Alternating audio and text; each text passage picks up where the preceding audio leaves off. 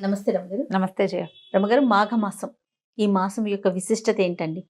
ఈ మాసంలో అనుసరించాల్సిన విధి విధానాలు? బోల్డని. ఆ! మాఘం పుష్యమాసం అవ్వంగానే సంక్రాంతి పండగ వెళ్ళేసరికల్లా ఇంచుమించు ఓ వారం 10 రోజుల్లో అలా వచ్చేస్తుంది. మాఘము సౌరమాసం, సూర్య సంబంధమైన మాసం.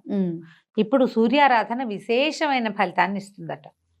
మాఘంలో వచ్చేటువంటి ఆదివారాలు, మాఘంలో వచ్చే సప్తమి, మాఘంలో వచ్చే రేపు చతుర్దశి, ఇది మన మహాశివరాత్రి కూడా విశేషంగా చెప్పుకుంటాం.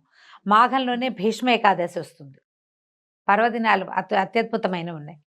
ఈ మాఘంలో ఏంటంటే కార్తీకంలో చేసినట్టుగానే మాఘంలో కూడా ఏమన్నా పొద్దున్నే స్నానం చేయాలి. కార్తీక స్నానం సూర్యోదయాత్ పూర్వం. అవును. ఇది సూర్యోదయం అవగానే చేయటం.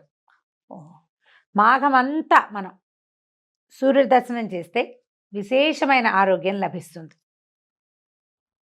మాఘ పురాణం కూడా చాలా బాగుంటుంది. మాఘ పురాణము బాగుంటుంది. చేశాం కదా. మాఘ పురాణం వినడం కూడా మంచి విశేషమైన ఫలితాన్ని ఇస్తుంది. ఇప్పుడు ఏంటంటే సూర్యుడు నిన్నటి నుంచి, మనం ఎప్పటి నుంచి, మకర సంక్రమణం నుంచి కొంచెం భూమికి దగ్గరగా వస్తాడు.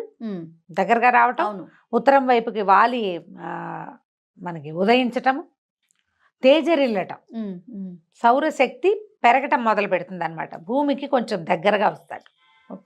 ఇలాంటప్పుడు గనక మనం సూర్యారాధన చేస్తే ఆరోగ్యానికి మంచిది, ప్రకృతికి మేలు చేసే ఆరాధన ఏంటంటే సూర్యారాధన. సూర్యుడు ప్రత్యక్ష నారాయణ స్వరూపం కదా. ఇప్పుడు మనం మామూలుగా చెప్పుకుంటాం సృష్టి స్థితి లయకారకులు. సృష్టికారకుడు బ్రహ్మ, స్థితికారకుడు విష్ణువు, లయకారకుడు శివుడు. స్థితికారకుడు అంటే విష్ణువు ఏం చేస్తాడు, మనని కాచి కాపాడతాడు కదా. ఆ కాచి కాపాడే దాంట్లో మనకి ఆహారాన్ని ఇవ్వడము, ఆరోగ్యాన్ని ఇవ్వటం అనేది ఒక ప్రత్యేకమైన సెషన్ కదా, ఒక ప్రోగ్రామ్. ఆ ప్రోగ్రాంకి అధిపతి సూర్యుడు. సూర్యుడి వల్లే మనకి పంటలు పండుతాయి, సూర్యరశ్మి వల్లే ఆరోగ్యం, సూర్యుడి వల్లే మన రోజు, మన దినం గడుస్తుంది కదా. ఏ దినం, అనుదినము మనకి సూర్యుడు కనపడాల్సింది. ఏ రోజున సూర్యుడు లేడో ఆ రోజున చీకటిగా ఉంటుంది జీవితం. సూర్యుడు లేకపోతే పచ్చదనం లేదు. పచ్చదనం లేకపోతే పంట లేదు, పంట లేకపోతే తిండి లేదు, తిండి లేకపోతే మనిషి లేడు. ఇంకా సైకిల్ కదా ఇదంతా. సో ఇప్పుడు వచ్చేటువంటి సూర్యుడిని ఆరాధించడం చాలా విశేషమైంది. మాఘంలో ప్రత్యేకంగా మామూలుగా మనకు ఆదివారాలు, సప్తమి తిథులు సూర్యుడికి సంబంధించినవి. రవివారం అంటాం ఆదివారం కదా, సండే కాబట్టి ఈ ఆదివారం నాడు, మామూలు ఆదివారాలు ఎట్లా చేసుకుంటాం మనం, మామూలు అది మన ఆట విడుపుగా ఉంటుంది. మాఘాదివారాలు పర్వదినాలు. ఈ మాఘపు ఆదివారం రోజున తప్పకుండా సూర్యుడిని నమస్కరించటము విశేషంగా, తర్వాత సూర్యుడి కోసం పాలు పొంగించటము, సూర్యుడికి సంబంధించిన స్తోత్రాలు చదువుకోవటం. ఆ రోజు నియమం ఏం చెప్తారంటే స్త్రీ తైల మధు మాంసాన్ని వర్జయేతని. ఓకే. బ్రహ్మచర్యం చేయాలి, తైలం మానేయాలి, నూనె మానేసి నేతితోటి వంట చేసుకోవాలి. ఓహో. మధువు మాంసము కూడా పనికిరావు. ఏదైనా తాగటం కానీ మాంసాహారం కానీ నిషేధించబడింది. సంవత్సరం అంతా మీరు నిషేధంలో ఉన్నా లేకపోయినా కనీసం ఈ మాఘమాసంలో ఉన్న 4 ఆదివారాలని క్యాలెండర్లో టిక్ చేసుకుని ఆ 4 days అయినా మానేయచ్చు. అంటే మానేయండి అంటే ఎలా ఉంటుంది, ఆజ్ఞగా ఉంటుంది. ఆజ్ఞ కాదు, మానేయాల్సిందే అని చెప్పట్లేదు. మానేస్తే మీకు మంచిది. ఇప్పుడు ఇవన్నీ కూడా దేశానికి మన కూడా ప్రయోజనం ఏమి లేదు, ఎవరికి వారికే కదా, మన సొంతానికి మనకి కదా. నువ్వు ఎవరైనా ఒకళ్ళు మానేస్తే వాళ్ళకి ఆరోగ్యం, ఇంట్లో ఒకళ్ళు మానేస్తే మిగిలిన వాళ్ళకి ఆరోగ్యం రాదు కదా.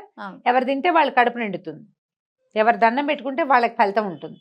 అలాగే ఎవరు మానేస్తే వాళ్ళకి రావాల్సిన ఫలితం వస్తుంది. ఖచ్చితంగా ఈ 4 ఆదివారాలని మనం విశేషంగా చేసుకోవచ్చు. దీంతో మనకి రథసప్తం ఒకటి వస్తుంది. అవును. ఈ నెలలో మనకి ఇంకో ప్రత్యేకమైన తిథి ఏంటంటే శ్రీ పంచమి, వసంత పంచమి అని చెప్తాం కదా.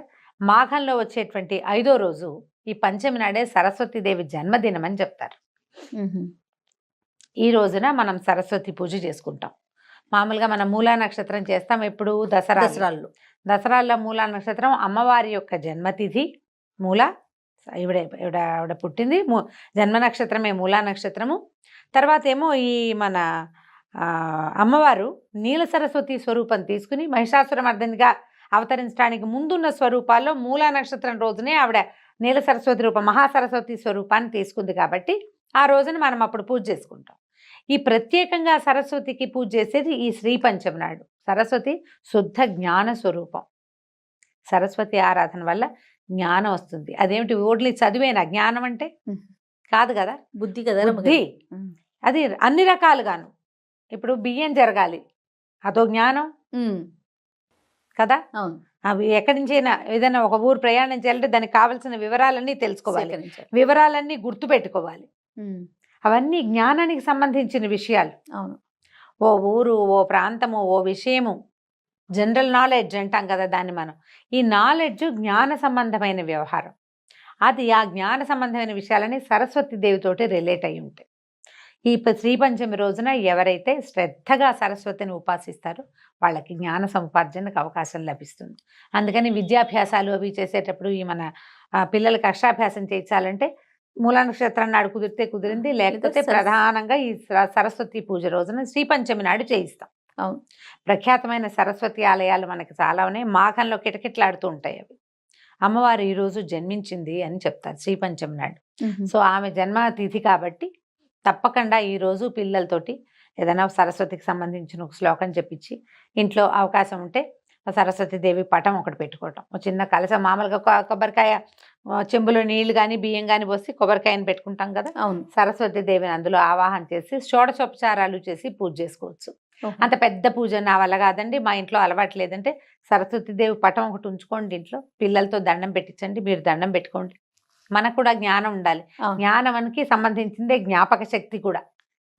రేపొద్దున పెద్ద అయ్యాక మనకి ఏ డిమెన్షియావో అల్జైమర్స్ రాకుండా ఉండాలంటే ఏదైనా మనకి జ్ఞాన సంబంధమైన దేవత పూజ చేసుకుంటే కదా ఆమె గురించిన శ్లోకాలు, స్తోత్రాలు, సరస్వతి స్తవము బోళ్ళని దొరుకుతాయి. మామూలుగా మనం చెప్పించుకునే సరస్వతి నమస్తుభ్యం ఎలాగూ ఉంది.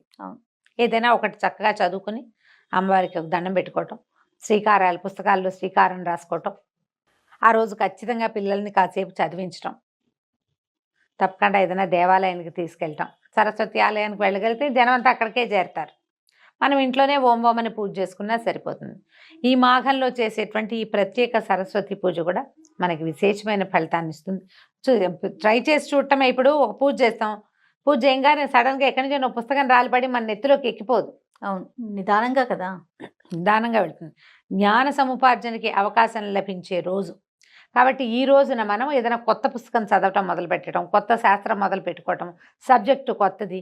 ఈ రోజునే మనం ట్యూషన్స్ కానీ ఎక్కడికైనా పంపించదలుచుకున్నాం అనుకో, సంగీతం పాఠానికి, నాట్యం డ్యాన్స్ క్లాసులకి ఫస్ట్ స్టార్ట్ చేస్తాం.